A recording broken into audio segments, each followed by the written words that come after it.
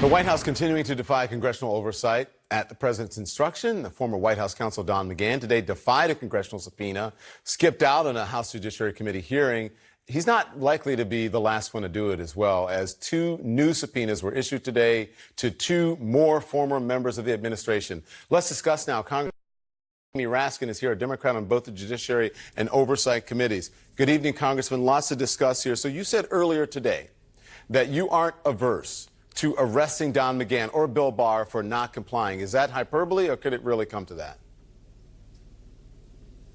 Well, I think we were talking about the inherent contempt power, which we've been kicking around over the last few weeks. We're going to get our subpoenas honored. We're going to get the evidence and the documents that we have requested. And that's our right. Now, it looks like the courts are coming through. So far, we're winning in the courts, and the courts are saying, of course, you've got to turn over these documents that have been subpoenaed by the House of Representatives. There's no executive immunity. They keep, inventing these magic doctrines. So I don't know that we're going to need to do that, but we've got the power to do it. Let's talk about the House Judiciary Committee also issuing these subpoenas to former White House Communications Director Hope Hicks and former Deputy White House Counsel Annie Donaldson today. Do you think the White House will tell Hicks and Donaldson not to comply as well?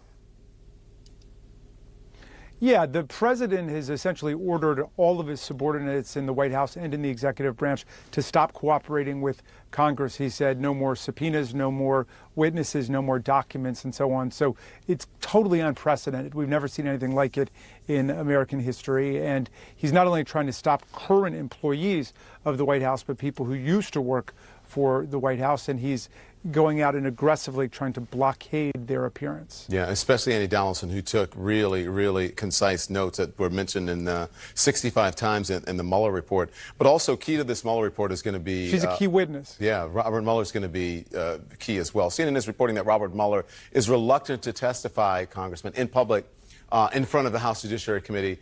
He doesn't want to appear political. Can't Congress come to see some kind of agreements so Americans can hear from him without becoming a partisan person, or this becoming a partisan battle? Well, there's no reason that he should be seen as a partisan person or perceive himself that way.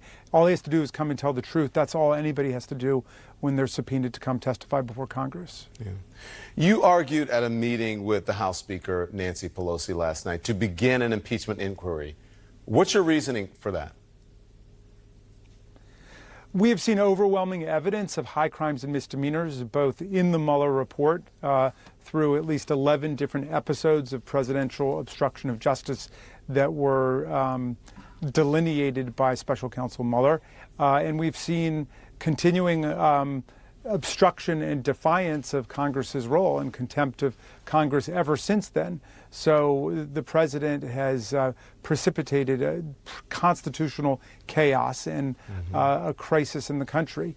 But these are high crimes and misdemeanors, and it's very serious evidence that's been alleged of it, and certainly enough to warrant an impeachment inquiry. Now, understand, I'm not saying yes impeachment or no impeachment, and understand a lot of impeachment investigations have ended up with no impeachment. But what we're saying is an impeachment inquiry is warranted, and there's no reason anybody should be afraid of that.